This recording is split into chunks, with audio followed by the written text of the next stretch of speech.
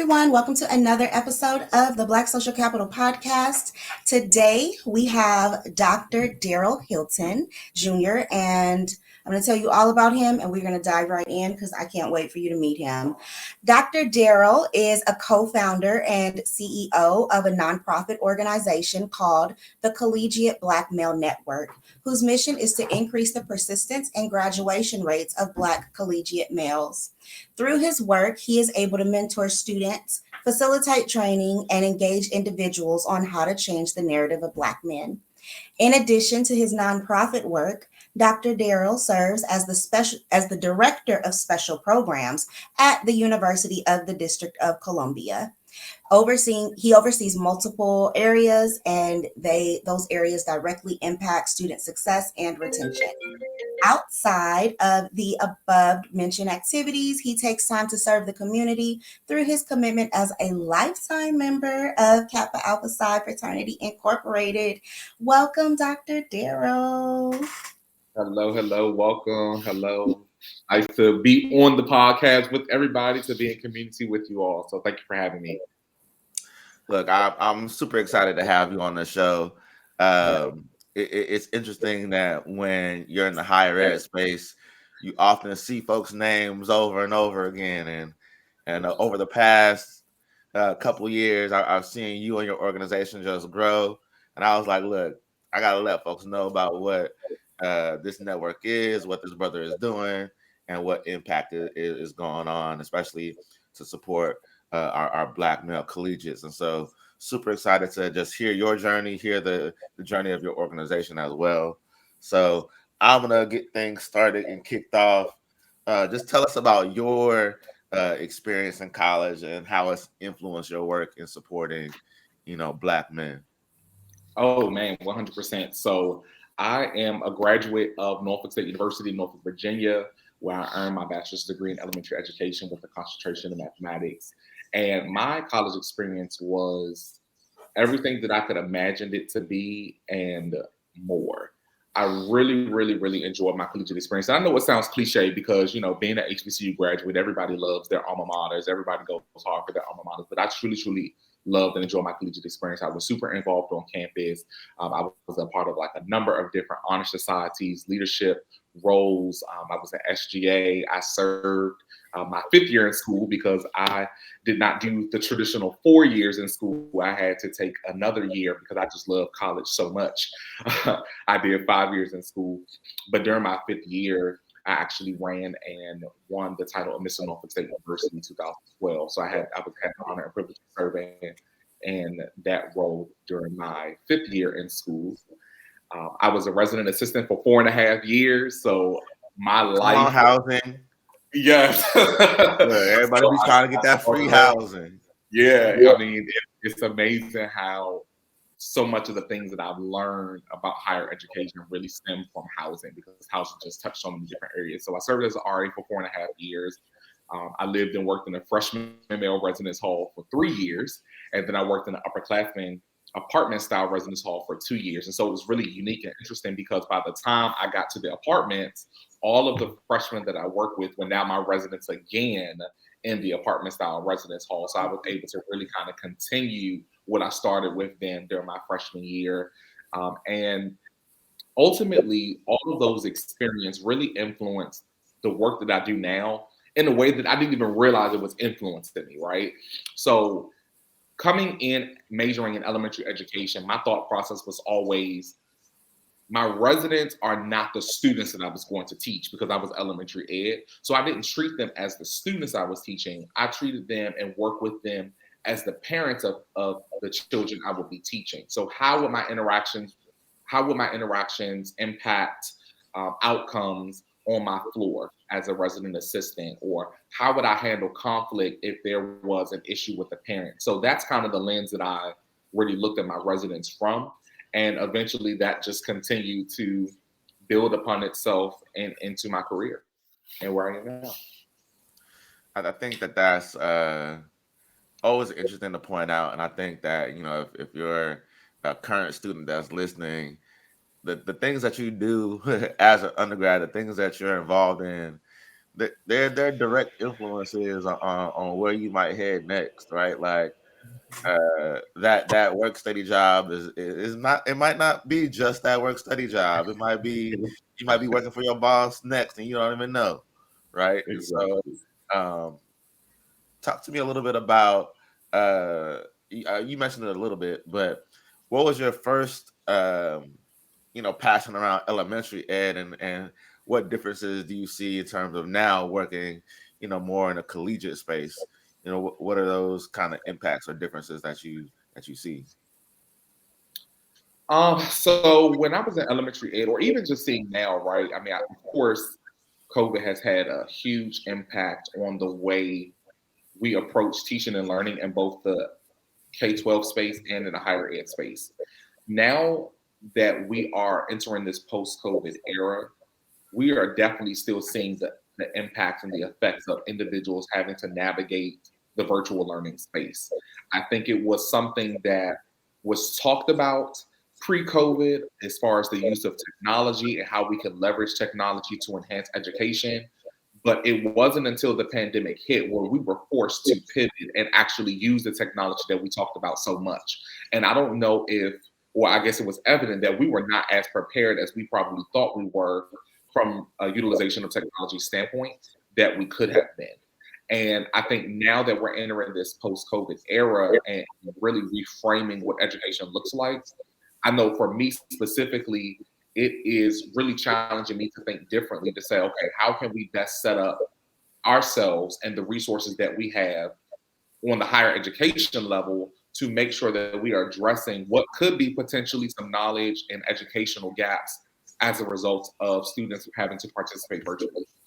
Mm-hmm, um it's so interesting because I often tell people uh you don't see stuff when you're in it, right? Like when you're in the moment, you don't really understand and see the impacts of things that are going on, right? And now we're just a year or two, couple years removed from the intensity that was the pandemic, and now we're reflecting a little bit. It's like, man, this might have changed things for either the better or the worse. We're gonna take a look, right?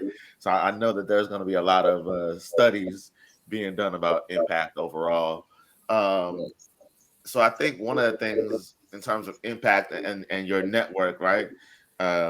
Supporting Black male collegiates. Talk to us a little bit about HBCUs, PWIs. Where do you think the support of Black men is going, as they're entering these spaces? Do you see some similarities in how institutions are, trying to impact this specific group? Yeah, so that's a very complicated question, right? Look, that's why we um, here. it's very complex, and so I naturally can't generalize and speak on behalf of all HBCUs or all PWIs. But what I can say is I can speak on my experience and how the Collegiate Black Male got started and why we do the work in the way we do the work. Because we also recognize that Collegiate Black Male Network is not the first or the only organization who is committed to helping increase the persistence and graduation rates of Collegiate Black men. Like, we recognize that. So we never try to step into the space as if we are the only one that have created this new idea. However, what we can say is that what HBCUs and PWIs can do better to support these collegiate Black men is really moving beyond the initiative, right? Moving beyond just checking the box to say, hey, we know the national data says Black men have a hard time persisting and graduating. They have the lowest percentage completion rate out of any racial and gender demographics. We know that. So let's put in some initiatives so that way we can say that we are doing our part into increasing those numbers. Or again, because a lot of these spaces, I mean, higher ed is a business as well, right? It's a situation of, well, how can we do these things because it is a buzzword, it is a buzz topic. How can we put certain systems in place to receive more funding for our institution, right? And so when we lead from that lens, it doesn't necessarily help the Black men who we are claiming we are supporting. And so my passion and my my stance on it is saying, hey, if we're going to help Black men, right? So we're not creating programs that are just for Black men who are entering STEM, because STEM is such a powerful um, field right now to go into. We're not helping Black men who are have to come into the program or maintain a 2.5 GPA or 3.0 GPA. We are not coming in to say that you have to come from a certain socioeconomic background or have a certain uh, income level or be from a certain area or city. Yep. As a Collegiate Black Men Network, we're saying we are here to help Black men. We're going to help Black men because at the end of the day, the student that is from a suburban neighborhood is graduating and impacting the graduation rate just as much as the student from an inner city. The student with a 4.0 GPA is impacting the university's graduation rate just as a student with a 2.0 GPA. And so if we're going to help these individuals, we have to really lean in and make sure that we are providing spaces where all of them can feel included, where all of them can feel like their voice is heard, where all of them feel like they have a shared identity that is appreciated and valued in space. I know, as an extension of my doctoral research, what happens is when these initiatives, they typically take that token Black male faculty staff member and say, hey, we want you to do work to increase these numbers, but we don't have any extra resources, we don't have any funding, we don't have any extra compensation, but we need you to make an impact. And so what happens is, and I know that from my personal experience, that was an experience that I personally had. And what happens is that staff member gets burnt out, and or when that staff member eventually transitions to whatever is next in their professional journey, all of that work that they put in leaves with that individual. And so who is still hurting at the end of it? Yep. Our collegiate Black men who are struggling to get through their collegiate experiences and persistent towards graduation. So a very complicated answer. I mean, that could be a whole podcast within itself, but that's just, my lens, a brief introduction of how we actually got started and why we do the work that we do. Bottom line, our goal is to help colleges and universities increase the persistence and graduation rate of collegiate Black men, period. Mm-hmm. I love that. And I've been kind of thinking about what it means to move past an initiative. And I think the answer is really a culture change, or just a full inclusion of whatever the strategy is being used to work with, like, to help Black men or whatever the initiative is for, right? So I think that I love my little department that I work in. I think one thing that they do right is if there's an initiative that's important, we try it out and it works, like it gets incorporated into the larger system of our work. And that's just the end of it. It's not like, oh, well, this person left, so we don't do it anymore. No. How do we make it so that this can continue beyond? We have business continuity plans. And that's really what education institutions are going to need to do, because they are very, very guilty of going like either asking a staff member who has that identity to fix their problem, or waiting for a staff member who has that identity to come along and go like, this is a problem. And it's like, okay, you fix it now, right? Yes. There's work that has to be done with it. Like we can't, and that's what that Move Beyond initiative is you can't just have the initiative, you actually have to do the work that comes along with the challenge. And really not just talking about the solutions, right? Because we can say all day, oh yes, Black men need help. Collegiate Black men need help. They need to graduate. Like we know that. That's not new. But now we're saying, well, what are we actually going to actively do to make that change? And so I appreciate it. Yeah. And I appreciate, the work that you're saying that your workspace is doing to really make it everyone's issue, not just the one person who has the most shared identities with that population. Yeah, that's so interesting though, because like anytime I hear, shared identity and that person is doing the work for the community, I just always in the back of my mind is like, all skin folk ain't kin folk. I'm like, just because people got shared identities don't mean that they know how to lead in the space and help other people navigate. Sometimes we barely figuring out stuff ourselves. So to tell us to be like, all right, look back and go help them. I'm like, look, I just got up here.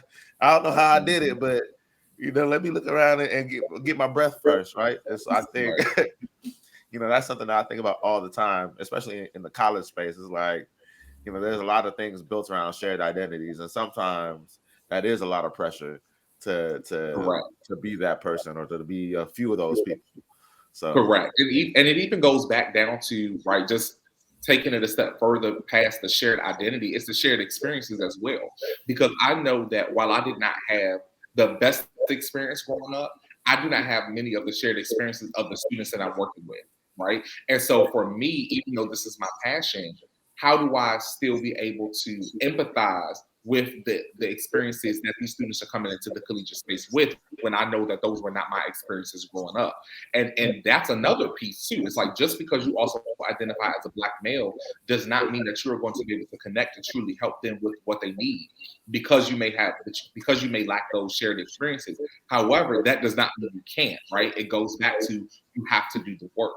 And so even though I don't have those shared experiences, or don't have all of the shared experiences, what I do have is experiences that those collegiate Black males do not, which is the privilege of having a doctoral degree, which is the privilege of being in a lot of different spaces. And so I say, while I may not come from where you come from, I'm going to be able to utilize my privilege and my positionality to remove the barriers to allow you to access those spaces that I've been able to access, so that way you don't get stuck in those previous experiences that you've had growing up too, right? So I think it's more than just saying having a shared identity. It's really talking about the shared experiences, which is why many people who have those shared identities cannot connect and support. But it's taking those individuals and really making sure that they understand how to empathize and utilize the privileges that they do have, to be able to remove the barriers to ensure that those who they work and serve are able to access the same privileges that you have or we have. Look, if y'all are listening, you see how all that just flowed out of him just so nicely. You know what I'm saying? Like when I hear people that's in their bag, I be getting so excited. I'm like, look, this is how you know that people know that they know what they're talking about. Pay this man. Pay this man. Yes. Maybe call him for some consulting if your Black male collegiates are not doing, as well as they could be at your institution. You pay them well. Mm-hmm. Absolutely. Okay. Well, I actually kind of want to get into it, unless you have something else, Dr. Theo. No, go and get into it. Tell me about this network. How'd you launch your own nonprofit? What was the I think I know what the catalyst was, but tell me. Wow. So, crazy enough, the Collegiate Black Male Network is an extension of my doctoral program, which is a degree that I never wanted.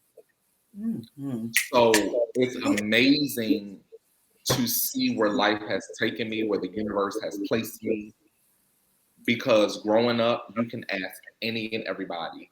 A doctoral degree was not in my purview. I did not want a doctorate degree. I did not want to be in that space. I said, that's not for me. I knew I wanted to get a master's, right? Because both of my parents have the privilege of having their bachelor's degree. So I knew I was going to one-up them and get my master's. And I was good with that. I said, I'll leave some space. If I ever have children, they can one-up me. But what ended up happening is I had a circle of friends who were always talking about going to get their doctorate. That's something that they aspired to do. And so I said, well, friends, y'all not gonna one up me. Like, we either gonna be in this thing together, or I'm gonna have to, go ahead and take a step further. And they actually encouraged me to get their doctorate. Now, some of them are still in their journeys. They have not started their journey yet, but it's still something that they discuss. And then there are some who have completed as well. But holistically, it was the circle of friends who were always talking about it, who, and my pride of not wanting to be left behind, who said, let me go and get this doctorate. And so as a result of that, this was an extension of my doctoral research, and where I looked at the impact of mentoring on the persistence of African-American males at predominantly white institutions. Mm-hmm. And so one of the outcomes of my doctoral research I created 2 sections of the first year seminar class, which is like that intro to college course for all freshmen to take to get them acclimated to campus. I had 2 sections of the first year seminar class specifically for African American males. And that was one of the best experiences that I had. That was the first time in probably about 9 semesters that I have taught that course where no student failed my course. I had no students that were academically suspended. I had the highest grades come out of that class that I've ever had before. And I didn't teach the class any differently than I normally would. I still had to follow the common syllabus that all of my other co-facilitators across the different sections had to teach. But it was something special about having a space for us. And we actually had, I think, a 71% retention rate from fall to spring. 71% of students came back. It would have been in the 80s, but there were some other things that were happening externally from that just impacted the students' ability to be able to come back. Nothing that I did. It was more like university microaggressions and just kind of being at a white institution as a Black male in a very rural space, and just kind of the things that come with that. And so as a result of the data that came out of the class, as a result of the success that came out of that class, I went to my co-founder, who I've known for over 10 years, who has very similar passions, who does this work from a different lens. He really approaches the work from a K-12 lens and a post-secondary access space. He is a licensed professional counselor as well, so he has that lens. I said, okay, I've done this great work. I've completed this doctoral program. This is our passion. This is our life's journey. This is our life's work. How can we take this and expand it to really make a national impact? Mm-hmm. And we always talked about starting an organization, starting a nonprofit. And he said, well, what are we waiting for? Let's do it. And so in February of 2020, right before the pandemic really hit us hard, we started the Collegiate Black Male Network. And from there, it's just been an upward trajectory of success. Now, of course, we have our bumps and challenges and things of that nature, but we've been able to serve some awesome collegiate Black males from across the country as a result of them participating in the programs. We have gentlemen going off to get their master's degrees. Some are currently in their master's degrees. We have some who are going abroad to law school. We have those who are in film school to become producers and TV producers. I mean, just doing some really, really great work as a result of our organization. So I'm glad that I had that initial circle of friends to push me to say, we're going to get our doctorates, because we would not be where we are today with the Collegiate Black Male Network without that conversation. I can't even lie. Look, I was starting to get emotional because I'm thinking about all of those people who have the hardest time getting positive outcomes in college and nobody fails. Mm-hmm. And that's the first semester I've ever taught that class where no one failed my class.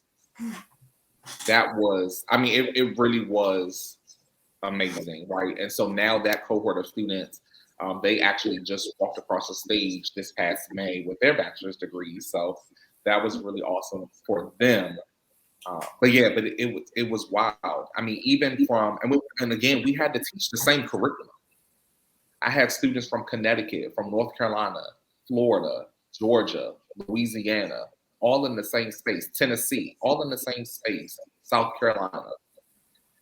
And even when it came down to teaching our diversity lesson, one of the lessons was about diversity. But I knew that I could not make it about race, right? Because we all were Black men. So it couldn't be about race. So we looked at it from a cultural diversity standpoint. And one of the questions that will always,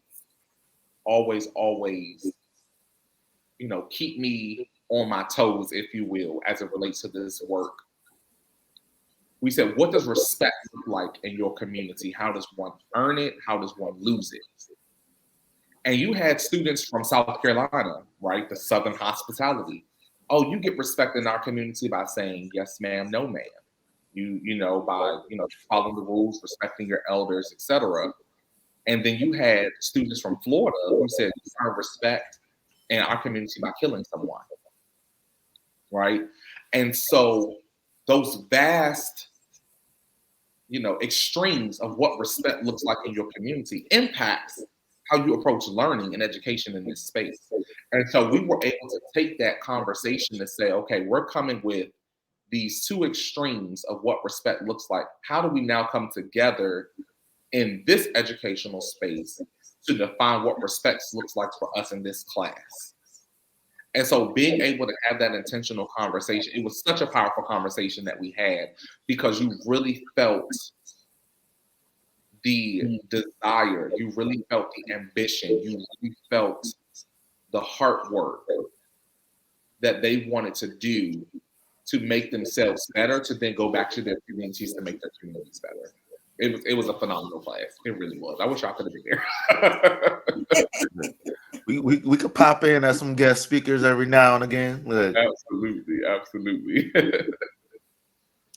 Look, So,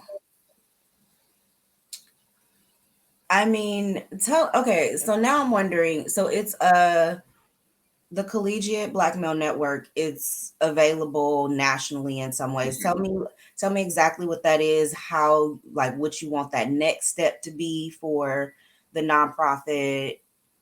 Yeah, absolutely. So currently we have our framework, we have our direct service model and our indirect service model. So I'll start with the indirect service. So the indirect service model is where we actually work with colleges, universities, nonprofits, and other organizations who are champions for Black male student success.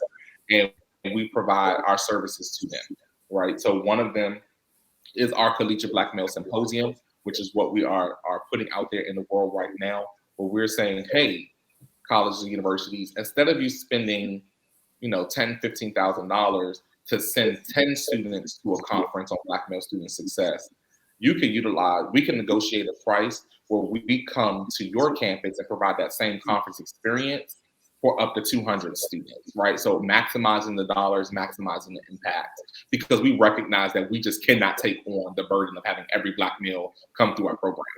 Right. Through our direct service model, which is our Onyx 25 program. So our Onyx 25 program is the direct service model in which collegiate Black men from across the country apply to our program. And if accepted, they are guided through a 5-phase journey, which really provides them personal, professional, and leadership development for their journey throughout college. So phase 1 is really focused on just community building, right? Getting to know your cohort, getting to know the organization, etc. Phase 2, which is the outward service, and that's where we invite in various stakeholders from our networks to be able to come in and to provide some coaching conversations, professional development conversations, anything from resume building to how to maximize your time on campus to what does it look like to step into the corporate space post-graduation as a Black male, right? So a lot of those outward service conversations using external partners. Phase 3 is our inward journey. That's where they take more look at what does it mean to me being a Black male in this educational space. So it's more of an inward reflection. Phase 4 is our professional mentoring component, and that's where we partner our students one-on-one with mentors who are aligned with the professional interests that they have. So as I mentioned earlier, if a student comes to us and says, hey, my goal is to be a judge, which we did have a student say that. My goal is to be a judge. We're not just going to partner you with someone who's in law, right? We partnered him with an associate district court judge in the state of Maryland to serve as his professional mentor, because that's what he said he wanted to do. We had one who said, hey, I want to be a movie TV producer. Well, your professional mentor was the only Black female network executive for the CW network in LA. We have some who said, hey, I want to be a criminal defense attorney. Your professional mentor is a criminal defense attorney. You want to transform the world of tech and the world of robotics. Your professional mentor is someone who is doing that, right? So we're very intentional about how we are connecting students to opportunities that will afford them upward mobility post-graduation.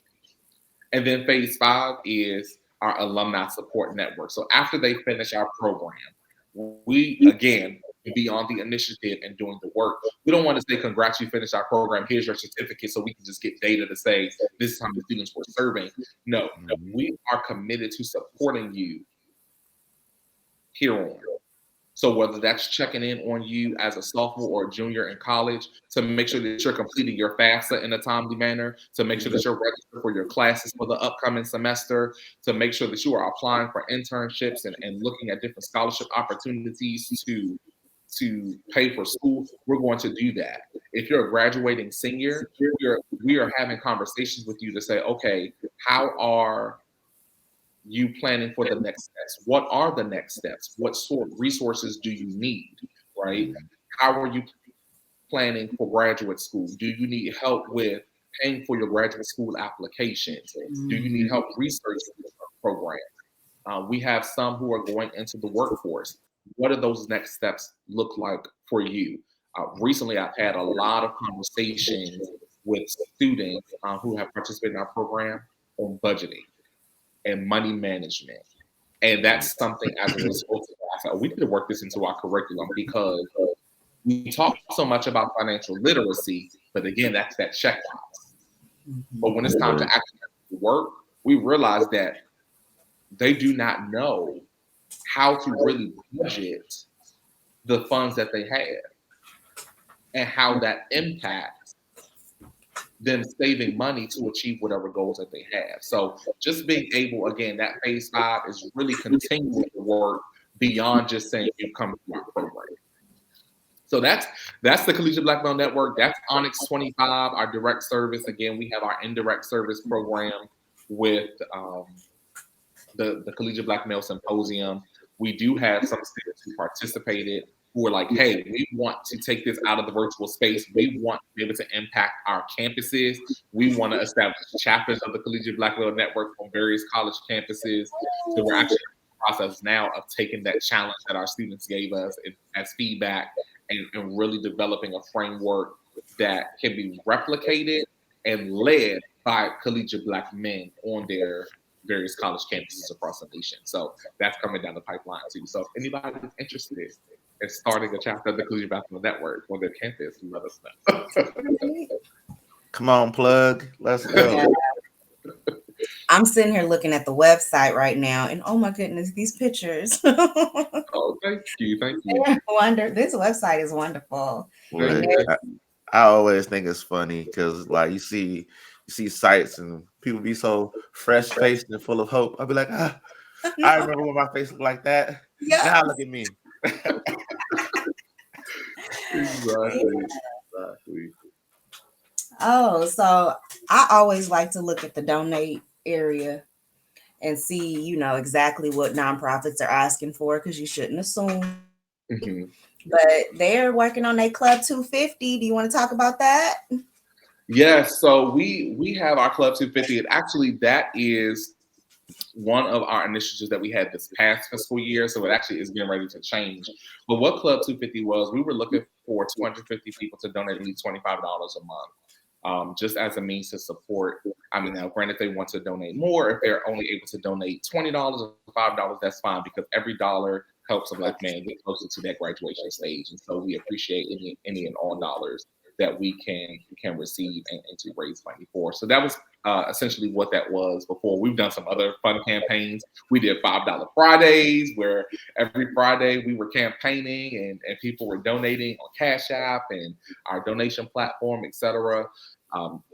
Just to support the organization. So really for us, how we are approaching the work now is really saying, if this is a part of your passion, if this is something that you're committed to, just as we are, anything helps. Anything helps. Whatever you're able to give, however you are able to support, like that's what we appreciate. We also recognize too that donations do not always come in the form of money, right? So a donation can be connecting us to someone that can get us the larger donation, connecting us to someone that can get us resources that we need to truly support these gentlemen as well. So, we also recognize that it's not always a dollar amount that will make the the impact. Impacts come in multiple forms and ways. All right. Everybody go to, let me see, the cbmnetwork.org/donate. Yeah. Do your thing.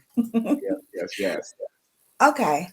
I want to switch gears a little bit and talk about your work at UDC. Is that what y'all Yes. call it? Okay. Yes. So you're the director of special programs. Yes. Let's talk about what that means. Yeah, so I have the honor and privilege of working at the nation's second HBCU, founded in 1851, which is the University of the District of Columbia in Washington, D.C. It is, in my role as director of special programs, like what does that mean? So I'm a student success champion. I work in student success, and as director of special programs, I oversee a couple of different areas. So I have a team of individuals. Let me say that I don't do this work by myself. I work with a team. But I oversee new student experiences, which has new student orientation, first year experience, transfer student experiences. I also oversee a scholarship program, the DCF Scholars Program. I also oversee academic coaching, in which we work with students to ensure that they have a successful first semester and first year of college.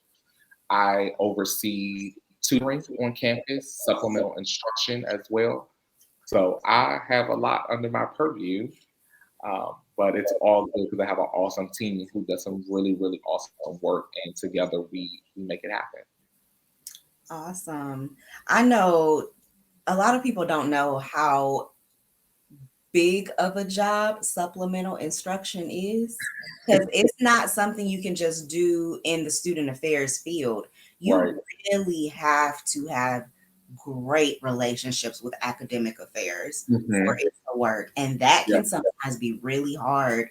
It can be a hard partnership to sustain. Like, people are usually happy to get onto a new initiative for a while, but after so many years they're like, oh well, we academic affairs, we got to figure out our research monies, we're not doing this thing anymore. And it's like, wait a minute, the student success, look at my numbers, and they're just like And on top of that, specifically with supplemental instruction, really getting colleagues and or other stakeholders, including students, to understand what SI really is. Right.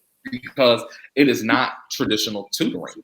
It is an opportunity for peer-to-peer group sessions to come together for individuals to enhance their study habits and create better study habits, utilizing the course content that they're actively learning in the classroom. But it is not a means to tutor. It's a space for people to come together to review and study material to have overall better outcomes in their respective classes, which are typically identified, SI courses are typically identified with high DFW, so classes that typically have high Ds, Fs, and withdrawals. That's how courses are identified.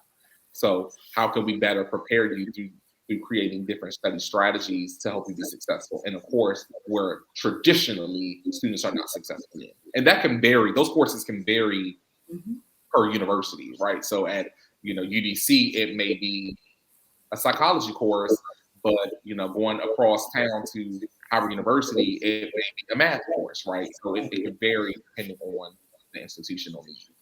Yeah, SI is a whole world. But if you have students that are like, I want to be STEM, but these science classes hard, get into supplemental instruction. Yeah. You're going to have to live and breathe. Sorry, my cats. You have to live and breathe all of that information in those like upper courses later on. Sorry, this is not supposed to be about supplemental instruction, but supplemental instruction is really important. It's part of the work. It's part of the work. So it is. Dr. Jaqui about to get into her bag. Look, I'm out here just watching. I mean, I've been in student affairs for a while, doing academic initiatives as a student affairs professional, and you gotta know how to partner with academic affairs. It's a thing. It's a thing. Yeah. Okay, well, let's I mean, I hear about all of the things that you have on your plate in your particular position. It sounds like student outcomes, student success is absolutely what you are doing every single day. Tell us a little bit about the impact you're hoping to have at UDC with the work that you're doing now, because I'm sure there's always a project, right? Always a project. Always a project. I'm actually I'm building out some things with my team now. And so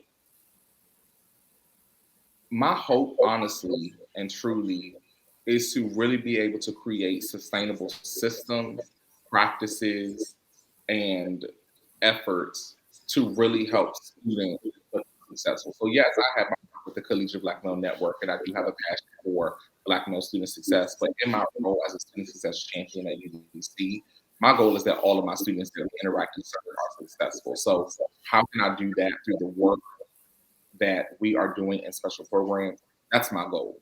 So just be able to create systems, to be able to create opportunities for our students to be successful. And one thing about UDC that's actually very unique is that we have a community college that's also attached to a four-year as well, of community college students as well as four-year.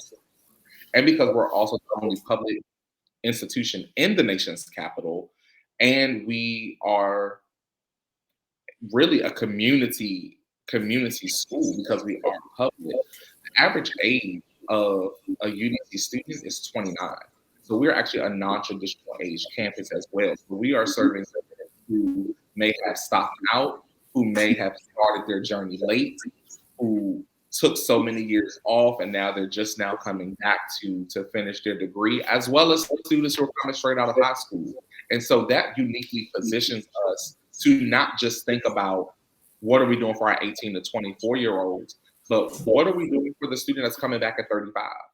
What are we doing for the student who is finally now coming back in their 60s to say, hey, I want to finish my degree, or just starting in their 50s, right? We have to think about all of those different lenses, not just the traditional 18 to 24-year-old. And so that presents a unique challenge, but the beauty in that is we are truly transforming our community, the city of Washington, D.C., and surrounding areas on every level, because everybody that comes through our doors is at a different part in their journey in life.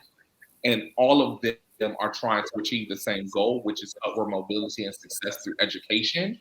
And when they achieve it, they're now all going back into their communities in their respective journeys to make an impact on every level that we're in, whether you're 18 making an impact, whether you are 50 and have been in your career for 20 years, you're making an impact there too. So that's the beauty of the work that I do specifically at UDC within student success, is because it's not just one facet or one traditional age student that we're working with. We are working with everyone.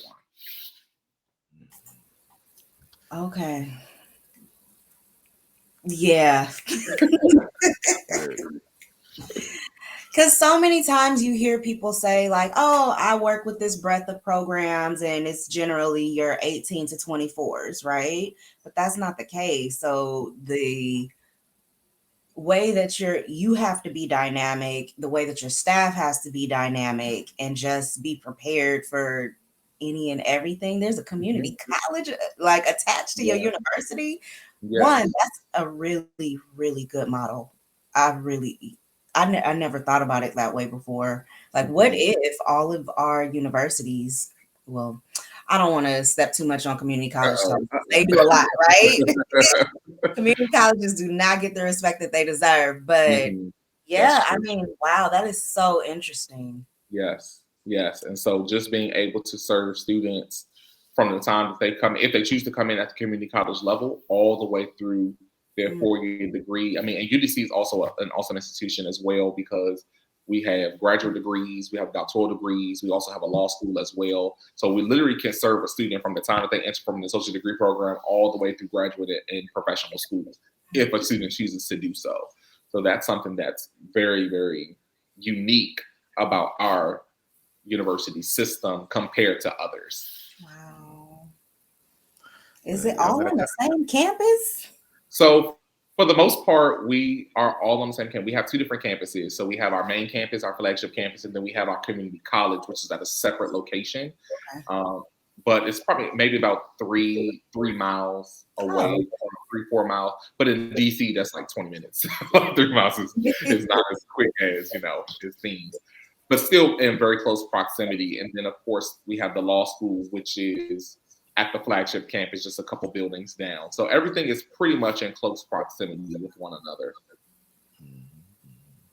Yep. I better come find out about UDC. Right. Right. That's interesting. Okay. Well, I only have one more question for me. We'll see if Dr. Theo has any follow-ups, but I want to talk about this lifetime membership and Kappa Alpha Psi. Absolutely. How has that contributed? How has that contributed to your social capital? Oh, absolutely. So, as you know, or if you don't know, for those who don't know, Kappa Alpha Psi Fraternity Incorporated was founded by 10 individuals who had the model of achievement in every field of human endeavor. And so what that means to me is that it does not matter what we touch, what we engage in, what we choose to do, we are going to be the best at it and we are going to achieve. And so really looking at that motto and how that applies to me in education, I've had the opportunity to really surround myself with individuals who are just as committed to achievement as I. And to take it a step further, it just so happens that many of the individuals who are affiliated in the same chapter as I am are also connected heavily to education, right? So they are educators, former educators, whether it's K-12, higher education, community members who work with youth in education, or, I even have some fraternity brothers who have come through my chapter who are now in dental school or now in PT school and really going off into the medical space. But what is the roots of their commitment and what do they want to do? They want to come back and serve the community and really change the trajectory of the youth because of their respective journeys. So it just so happened to, although the organization as a whole is committed to achievement and whatever we do, whatever we touch, the chapter that I'm affiliated specifically is really connected to education in a different way. And so it's an honor to be among other like-minded men who have just as strong a passion in education as I. So I'm able to lean on them. I'm able to bounce ideas off of them to say, hey, what are you all thinking as it relates to me in the CDM network? And or vice versa. Like how can you take the gentlemen that you're connected with in the CBM network and pipeline them over into this area? Or here's some opportunities to help them if they're looking to go into the medical field, if they're looking to go into education, if they're looking to go into whatever it is they want to do, they're able to take their networks and really be able to help me out as well. So it's a great balance and a great network of support that I'm able to tap into as a result of my membership. We love a good D9 shout out. I tell people all the time, like these networks were built for a reason, right? These shields get leaned on for a reason. Yes. And so, while we build networks in a variety of different ways, our D9 orgs, we not new to this. We've been doing this. And so it's always good to shout out our orgs and show people that that we the leaders behind the scenes. When you see people doing things 9 times out of 10, somebody leading that joint is one of the folks. And I feel like I'm just. Oh no! Did you freeze? Look, that's technology for us, right? Yeah, that's how it goes. Pause real quick. It's been really good to us this morning. It sure has. Let's see. We're gonna pause real quick. Okay.